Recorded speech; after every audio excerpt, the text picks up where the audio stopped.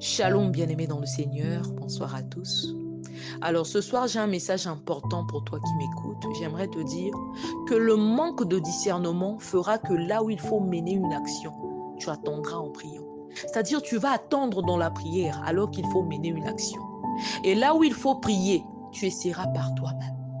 La Bible déclare qu'il y a un temps pour toutes choses sous les cieux. Il faut discerner les temps. Amen. Lorsque nous lisons dans Deutéronome chapitre 1, à partir du verset 6, la Bible déclare que l'Éternel, notre Dieu, nous a parlé à Horeb en disant, « Vous avez assez demeuré dans cette montagne. Tournez-vous et partez.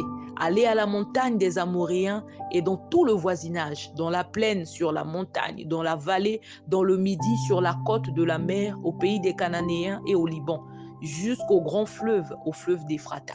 Voyez, j'ai mis le pays devant vous. Allez et prenez possession du pays. Bien aimé, là c'est Dieu qui parle aux enfants d'Israël. J'aimerais te dire que il y a des promesses de Dieu qui n'attendent qu'une action de ta part pour qu'elles s'accomplissent. Il y a même des promesses que Dieu a données aux gens.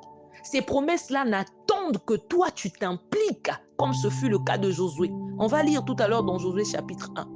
Amen. Et lorsque nous lisons dans Deutéronome chapitre 1 ici, on voit Dieu parler au peuple d'Israël. Il dit, voici, j'ai mis le pays devant vous. Allez et prenez possession du pays que l'Éternel a juré à vos pères. C'est Moïse qui parle au peuple. Amen. Que l'Éternel a juré à vos pères, Abraham, Isaac et Jacob, de donner à eux et à leurs enfants. Une façon de dire, tant que eux, ils ne se lèvent pas. C'est-à-dire, c'était à eux de se lever et de prendre possession du pays que l'Éternel leur avait donné. Il y a des promesses que Dieu t'a données. C'est à toi de te lever et de mener une action afin que ces promesses-là s'accomplissent dans ta vie.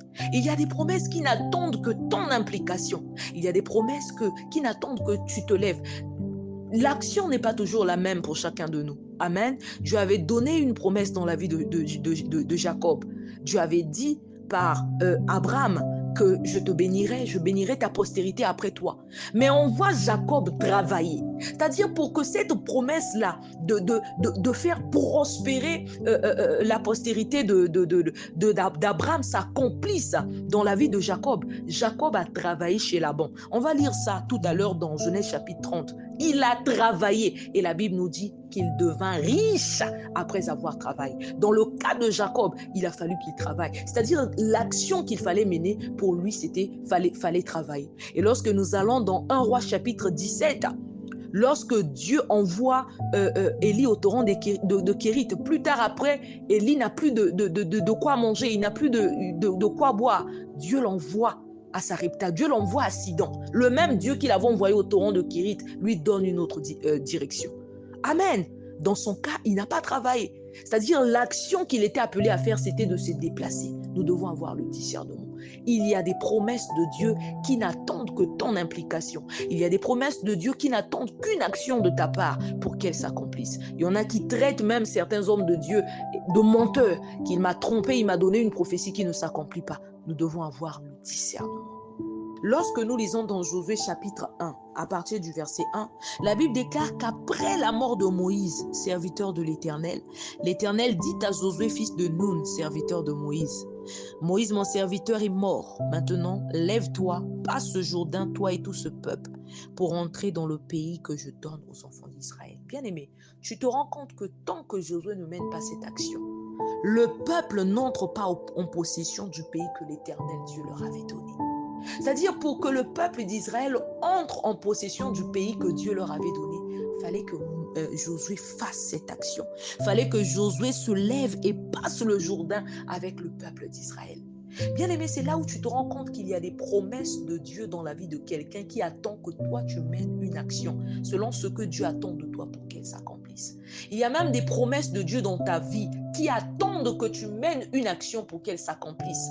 Mais toi, au lieu de mener une action, tu es là, tu pries. C'est là où il y a même des chrétiens qui traitent certains serviteurs de Dieu de menteurs. Oh non, il m'avait dit que Dieu lui avait dit. Jusque-là, je ne vois rien. Mais est-ce que tu arrives à discerner les temps? Il y a un temps pour toutes choses sous les cieux. Bien-aimé, Dieu dit à Josué que tout lieu que foulera la plante de votre pied, je vous le donne comme je l'ai dit à Moïse. Il dit, vous aurez pour territoire depuis le désert et le Liban jusqu'au grand fleuve, le fleuve d'Éphrate, tout le pays des Essiens et jusqu'à la grande mer vers le soleil couchant. Ici, Dieu donne les détails de ce qu'il donne aux enfants d'Israël. Mais vous vous rendez compte que tant que Josué ne se lève pas et ne traverse pas le Jourdain avec les enfants d'Israël, il n'entre pas en possession de ces choses que Dieu leur a d'avance données. Parce que je vous avais dit que le spirituel précède le physique. Il y a des choses que tu as aujourd'hui, Dieu te les avait déjà données d'avance spirituellement. C'est là où tu verras que tu n'as pas encore un enfant, mais tu fais des songes où tu rêves dans tes rêves. Tu as un enfant, tu as des enfants, tu joues avec eux, mais physiquement tu n'en as pas. La Bible déclare qu'un homme ne peut recevoir que ce que le ciel lui a accordé. Comment recevoir ce que le ciel t'a déjà accordé? C'est une façon de te dire que Dieu t'accorde d'abord spirituellement, ensuite tu vois cela s'accomplir physiquement. Donc, les enfants d'Israël, pour entrer en possession de ces pays-là que l'Éternel Dieu leur avait d'avance donné, fallait que Josué mène une action. Et quelle était l'action? Fallait qu'il se lève avec les enfants d'Israël et traverse le Jourdain. Je vous ai dit que l'action n'est pas toujours la même dans le cas de tout le monde. L'action d'Élie, pour que Élie survive, fallait qu'il aille du torrent de Kérit à Sarepta. C'est le même Dieu qu'il avait envoyé au torrent de Kérit lorsqu'il n'avait plus de quoi manger, lorsqu'il n'avait plus de quoi boire, le même Dieu l'avait envoyé à Sarepta. Donc l'action d'Élie, c'était se déplacer du torrent de Kérit vers Sarepta, vers Sidon. Amen. Et dans le cas de Jacob, fallait qu'il travaille. Ce que nous lisons dans Genèse chapitre 30 à partir du verset 25. La Bible déclare que lorsque Rachel eut enfanté Joseph, Jacob dit à Laban, laisse-moi partir pour que je m'en aille chez moi dans mon pays. Donne-moi mes femmes et mes enfants pour lesquels je t'ai servi et je m'en irai, car tu sais quel service j'ai fait pour toi.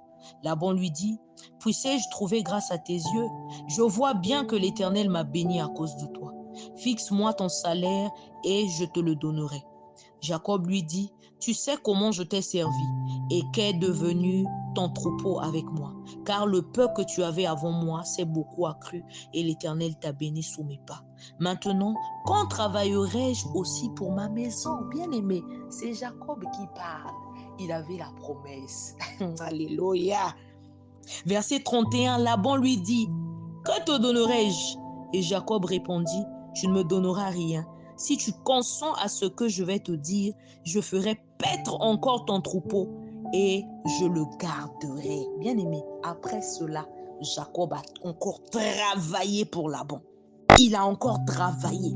Et la Bible déclare que cet homme devint de plus en plus riche. Il eut du menu bétail en abondance, des servantes et des serviteurs, des chameaux et des âmes. Bien-aimé, cet homme devint de plus en plus riche. De quelle manière? Il a travaillé. Et la Bible déclare dans Deutéronome chapitre 30 à partir du verset 9 que l'Éternel, ton Dieu, te comblera de bien en faisant prospérer tout le travail de tes mains. Bien-aimé, nous devons avoir le discernement. Est-ce que quelqu'un peut discerner? La Bible déclare que toute chose a son temps. Il y a un temps pour toute chose sous les cieux. Lorsque nous lisons dans 1 Samuel 23, à partir du verset 4, la Bible déclare que David consulta encore l'Éternel. Et l'Éternel lui répondit, « Lève-toi, descends à Kaïla, car je livre les Philistins entre tes mains. » David alla donc avec ses gens à Kaïla, et il se battit contre les Philistins. Il emmena leur bétail et leur fit éprouver une grande défaite. Ainsi David délivra les habitants de Kaïla. Bien-aimé, Dieu avait dit à David que lève-toi, descends à Kaïla, car je livre les Philistins entre tes mains. Mais David, pour voir cela s'accomplir, il fallait qu'il mène une action. Il fallait qu'il se lève et qu'il se batte avec les Philistins afin de saisir la parole que Dieu lui avait donnée, car Dieu lui avait dit que je livre les Philistins entre tes mains. Bien-aimé, tu dois discerner les temps. Est-ce que ton problème, c'est parce que tu ne fais pas correctement ce que tu as appelé à faire? Ou bien que tu te trompes de combat, ou bien qu'au lieu de prier, tu fais autre chose. Tu essaies de faire des choses par toi-même et ça ne marche pas.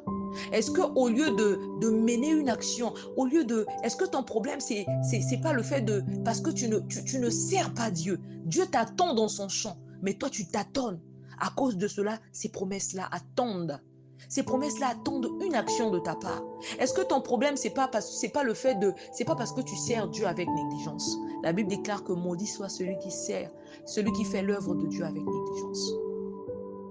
Deux fois, les promesses de Dieu dans ta vie attendent simplement que tu prennes conscience et que tu fasses correctement ce que tu as appelé à faire. Il y a quelqu'un qui doit discerner. Arrêtons d'accuser les sorciers. Arrêtons de traiter les hommes de Dieu des faux prophètes, des fausses prophétesses.